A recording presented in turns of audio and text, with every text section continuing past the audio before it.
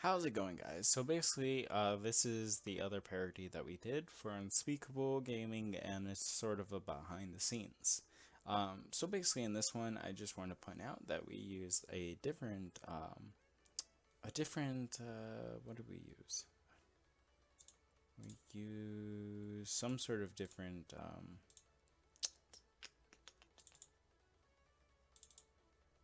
different mesh, different rig, something like that. Was it? Oh, it was Anishwig's rig. So basically, we used his version 8 rig, and that's why it looks a little bit different from the other parody. So we used this. This was pretty fun to do, just because it was a little bit different. It was smaller. It was a smaller scene, relatively nothing else to do, and everything was just small scale. We didn't really do too much with this. All we did was kind of animate. Didn't feel like lighting super well on this, and then we just kind of like let it go. The only kind of annoying thing was that it was about farming again, and after you do one giant parody for farming, then doing more for farming kind of sucks. But I really like how it went. It was fairly easy for us. So, but with this one, we kind of wanted to give sort of a story. Oops. We wanted to like have a different story with this. So the story, or what was supposed to be the story, again, a lot of these don't have like lip syncs or anything like that, so we kind of had to like make it up and kind of like have the viewer kind of like understand our story, but we can't really say what it is just like that, which sucks. But the story behind this was basically that Unspeakable, after he died in the last parody, he was supposed to like come back to life, and he spawned on this island, right? So basically, he spawns on this island and he forgets everything. Like spawning has like some kind of you have amnesia, like temporary amnesia when you spawn, and I really like that idea. So he spawns an island and he goes back to farming because that's what he's always done. It's inherent in him that he's always been good at farming. Like he's always been a good farmer. His wife and him were good farmers. And so for him to like go back to farming and then make all these cakes, he's having a blast. He's having fun. He's abusing cows for their milk, and that cow looks super sad, and he looks super crazed. But yeah, that whole situation where he's like having the time of his life. He's farming more, and the only thing about this song was that it was really really repetitive. But that's cool. I don't really care about that. From an animation standpoint, it was a little bit weird. Um, so basically, I like that wheat slide. I love that wheat slide right there. There's some lazy animation from yours truly tag animations. So basically, we did this thing where Blend really did some really cool stuff. I really love this. Blend modeled that and animated that.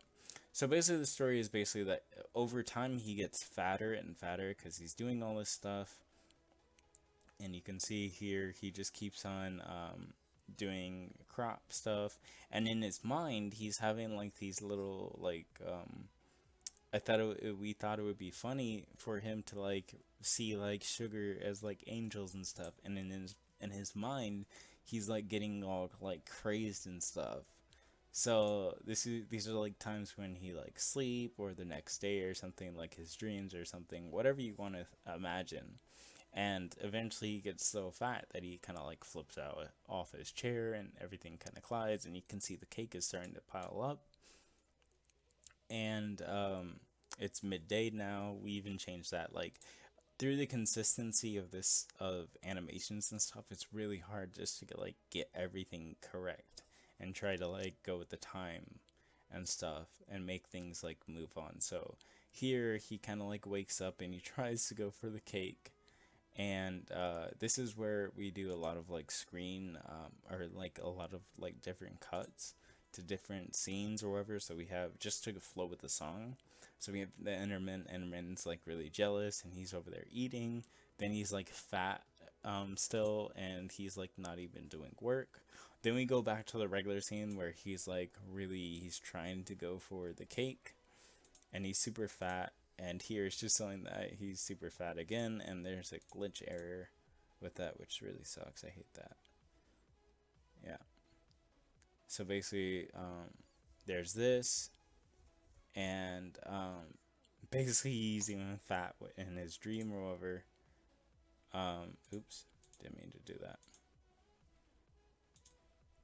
He's fat in his dream, and then later on, once he touches it, he has the flashbacks of everything. He has the flashbacks of his the last parody. And so when a week later, however, he kind of gets fit and stuff, and he learns that he has to go search for his wife, because his wife had to have spawned just like he did. And so he does this stuff, and he kind of like makes a cake, saying that he's been there. And then this is kind of like a thing to kind of like say that he remembers, and also maybe a some kind of sign that she's been there. We wanted to make it more apparent that she's been there, but at the same time we didn't want to make it too obvious. Like, for instance, if there was a house already built on the island or whatever, I mean, it's just to your interpretation, but that's kind of what we wanted to do. So this was one of the signs.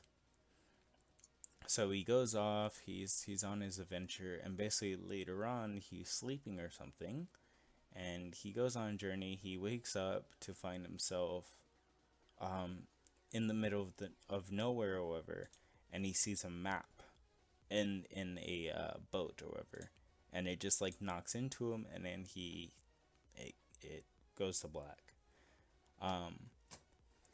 So yeah, that's what we wanted to do for that, and we have a whole bunch of scenes. Like, we have like, I'm not even kidding, we have about like 30 scenes in this one. Just because so many variations and stuff like that. So I'm gonna show, I don't think we have the script in here. I was gonna show that, but I'm gonna show a couple scenes from here. Basically, this is kind of how we did that for these particles down here. You can see I just had an emitter, and it went at the same time that it went down, and it's parented, or it just, I don't know if it started or it was animated. You can see that it kind of like goes through here. And basically we have this ground part being a collider, and then also we have a bowl. So let me show this. Now this is interesting. So if you want something to show through, then it's really cool to have like a bowl, because then you can make something go from like 2D to 3D, and that's kind of what we did here. So let me get out of the camera mode. Okay. So basically here we only have one 3D tilled soil. And so what we did is you can see that here, it's not really there. So basically it starts out tilled or whatever, and as he like goes down, the camera doesn't really see that much, but as he goes down or whatever, it kind of tills out like that. So you don't really notice it that much, but if you were to look at it a second time, then you would. So he kind of like goes back a little bit and then pulls it up, and it's tilled. And basically what happens is, basically if you had a cube, so this is the invisible cube, and we have the tilled soil, so that's the actual block, and you have them both under a bowl. You have the intersect going, then basically the cube is going to be able to control how much is visible, so you can make something go from just regular or not being there to like fully there. Okay, so that's that scene. I'm just gonna kind of like skip through really quick. We're gonna go to like scene 15. I have no clue what this scene is. Oh, this is the water scene. So basically what we did with this is pretty simple stuff. We're gonna turn this on low and turn off textures. It makes a big difference if you have textures on. And we're gonna turn off the glass too so we can see this. So basically you have him coming up like this, and he switches down the switch like that, or the lever, and then this was kind of hard because I don't actually have block models for water, and that's why it looks pretty weird, and it was first time doing that. Again, sometimes I animate it on this. I hate to animate, but sometimes I have to. And so basically how we kind of like pulled this off was we kind of just like slanted regular water blocks and did it that way. So you can see that the water starts up there and it kind of like lets open, and then I just had to keyframe each one. It was so annoying, but that's how it happened. And this one, these are also half slabs, or half, they're sideways blocks. So basically that's how we did that. Pretty easy, but really annoying. And we're gonna skip forward a bit. I know that this is a sugar thing, so we're gonna do that. This was when like sugar was going on him, so basically this is just like sugar from an emitter just falling on him like that. I really like the sugar ones. The white scenes are pretty cool. We're gonna go to scene 20. This one was the view where he's kind of like in third person. It kind of looked a little bit crappy, but not really. It kind of looked cool, like that. And we'll do a few more just so that way you guys can have some more examples. Like this. Okay, when he's like reaching out for the cake. This was pretty cool because we have him like kind of go this, and we had him like touch it and then go like this, and then we kind of like cut the reaction in post process, so that was pretty cool. And lastly, we'll do the final scene. So this was really fun to do. So basically here, it's all about like camera, how you have your camera stuff. So basically we already have the boat here, and we already have the map here. And we also have my water preset, my lake preset, water preset, whatever you want to call it. And it kind of like spans this whole area right here. So he's technically just right in the middle. And then we have this is like my custom sky. No one really has this. It's my custom sky and I love it. So basically we have this, and he just, you know, rocking in the boat, and basically kind of like turns around, looks inside, and that's it. We wanted to make it a little bit longer, but time constraints, so I really love how this one turned out though. The lighting is really nice too. And if I remember correctly, there's like, I don't even know where the lights are. Maybe there were no lights the whole time. It does look like there are lights, but I don't see any. Maybe I did something weird with this one.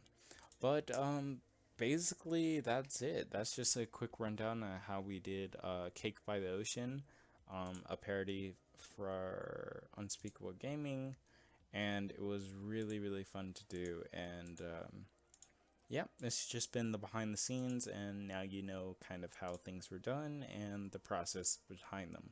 So I really hope you guys kind of had fun kind of like learning through that, and I'll let you know about the next episode. Basically, next episode is just going to be an update episode, and I highly recommend you watch it if you want to know about more content on my channel and why there's been such a hiatus and why I like never update my channel or anything.